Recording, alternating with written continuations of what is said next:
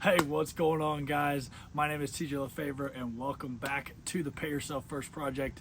Whether you're new here or not new here, just want to take a second to say thank you for tuning in today. And for those of you that aren't new, you know kind of why I'm doing this, and for those of you that are, the whole purpose of really the Pay Yourself First Project in this channel is one of the things I've learned in my life is one of the best ways to improve is to set a big goal, one that scares you, right, and then reverse engineer that into a process and a plan, and just attack that plan. And along that way, inevitably, you have to get better in all areas of life. And that's what I'm doing. I'm setting a goal of, over the next 2 years, completing several triathlons and ultimately finishing my first full Ironman with the goal of right around 12 to 13 hours, and also having about a 12 to 1300 pound 3-lift total with bench, squat, and deadlift. And it's really less about the physical feat, right? But it's more about documenting the journey and bringing you guys along with me, because I know through the different experiences in my life, the different goals that I have went after and achieved, that along the process I learned a ton about myself, and it's made my life better in all areas. And I really want to document this journey and share those lessons with you, but ultimately I want to inspire you in some capacity to chase your own goal, right? You may not do a full Ironman, or you may not do a marathon, you may not even do a physical feat. Maybe it's a financial goal, maybe it's a goal in your career, maybe it's a goal in your relationship, right? But ultimately it's not about judging the outcome, it's about really learning through the process together, and that's my purpose here. And so this week I had a great week of training. I actually just wrapped up my training this morning. I did about a 95-minute zone 2 to 3-ish run. Ran about just 11 and a half miles, including my warm-up. In the actual kind of my actual work portion of it was right at about an hour and a half. I did just under 11 miles. So I'm still on track, feeling good. And to be completely honest with you guys, I've done 2 Ironman 70.3s. I have done a couple half marathons, and I've never actually ran a training run longer than I did today. Today was my longest actual training run I've ever done. Anytime I've ran longer than I did today was simply doing the race, so doing the half marathon or doing the 70.3 or whatever it is. And it's been a unique thing for me, especially because throughout the week, on the weekends I really do all my long runs, just because that's when I have the most time, and I'm able to still get all my work done, spend time with my wife, spend time with my friends, my family, all those things, and still get my training. So I do my long runs on the weekend, and I did some speed repeats and different things this week. And one of the big lessons that I learned this week that I wanted to share with you guys was centered around the idea of haters. Okay, because I think that a lot of times, especially on this process of setting goals and trying to make yourself better, you're going to get some chirping, right? You're going to get some people that are going to say some things to you that aren't the nicest, right? And sometimes it's hard to battle through those. And I think that a lot of times we don't handle these the right way, right? We try to control the outside noise, try to make those changes. But in my life, I've learned the actual way to deal with haters, and to deal with doubters, and to deal with people that want to throw shade at you. And it was after my progression run this week that really I was thinking about this, and I want to share with you guys that. And so this clip you're about to watch is going to be a clip from my training this week, and just kind of my debrief, and I hope you guys find it valuable. Man, I wish I would have realized this a long time ago. I spent a lot of my life talking about haters, right? Doubters. Hey, I'm gonna prove you wrong. I'm gonna prove this person wrong, that person wrong. I'll make them eat their words. Look, I'm all for operating from a dark side of energy, right? And I'm not saying this because that stuff doesn't happen. That stuff certainly does happen, right? You've had people that doubt you, tell you you're not going to amount to anything, you can't accomplish this, you can't accomplish that, whatever, right?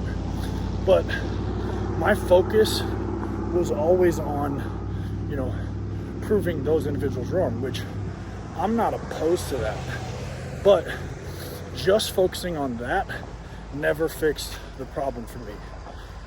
I had to come to a realization that, well, yes, I had haters. I have, haters, quote unquote, or people who doubted me, right? But the biggest thing that held me back wasn't their words. It's that I believed it, right? And I believed it because my inner dialogue matched what they were saying, okay? And so long as you think the problem is out there, you can't fix a problem, right? First, anytime you need to fix something, right, or to fix a problem, step one is to identify that there is one, right? But it's not just identifying that there is one, it's identifying the correct one. And so long as the outside dialogue matches your inner dialogue, and you just try to fix it as an external problem, you don't make any progress, okay? And so for me, like, I started paying attention to not necessarily what other people were saying, but what I was saying to myself. And as soon as I just focused on proving myself wrong, right? All my doubts, all my insecurities, all my negative beliefs about myself, when I focused on proving those wrong, then that's when I was able to start making progress. Because then my inner voice was so loud that it blocked out the outside dialogue, okay? And you know what happened? Once I focused on proving myself wrong, okay, and my inner dialogue changed, the outer dialogue changed, right? Don't have as many people, right, that are saying things to me anymore, right, or not believing in me. But it all started with my inner dialogue. And look, I could sit here and I could tell you all these different things about positive affirmation, and journaling and visualization and all that stuff. But the fact of the matter is, you are going to have to go physically prove it to yourself, right? If you say, oh, I can't run this mile, or I can't do this workout, or I can't do this presentation, or I can't go have that tough conversation, like, you won't do it, right? Like, you can sit there and say, I can, but until you actually just face the fear and put your back against the wall and go and do it, there's not enough words, there's not enough journaling, there's not enough visualization that will fix that problem for you, okay? And I was reminded of this because, like, today, I've got something going on with my trap, and my neck doesn't feel good. Like, it's one of those where you tilt your head back and it shoots some pain in your neck. And I opened up my program today, and I had a goal pace run. And my goal pace right now for a half marathon is about 7 minutes and 10 seconds a mile. And I was like, man, there's no way, right? And as soon as I heard that, I was like, nope, you got to prove yourself wrong. And so I went out and I did it. Okay, my first mile was right at 7:11, so 1 second over pace. Second mile, 6:46, right? So I absolutely crushed what I was supposed to do over those first 2 miles. And it's that process right there that now the next time I have a doubt in my brain, I can draw on that bank of, like, that's not true, and you've proven it to yourself. And when you start to live that way, right, when you start to manage, like, your inner dialogue and prove yourself wrong, that's when then things actually change. That's when you start building some positive momentum, and you can block out the noise, right? You can hear what other people are saying, okay, but it doesn't affect you because your inner voice is strong. So stop trying to prove the doubters wrong and prove yourself wrong. Because what I will tell you is your number one hater is you. So if you guys made it this far, I just want to say thank you so much. Really, this week, make sure you focus on, what's your inner dialogue telling you, okay? And focus on proving yourself wrong. Like, every time you have a negative thought, go do something to prove yourself wrong, because you can control that, right? You can't stop the thought from happening, okay, but you can control what you do with it and whether you let it run wild and really, dictate how you act. All right, so again, if you guys took value away from this, I just ask you like, comment, share, subscribe, all the things. We're just really trying to grow this community, right? And really get a group of individuals that are really investing in themselves, to go out there and inspire other people and make this world a better place.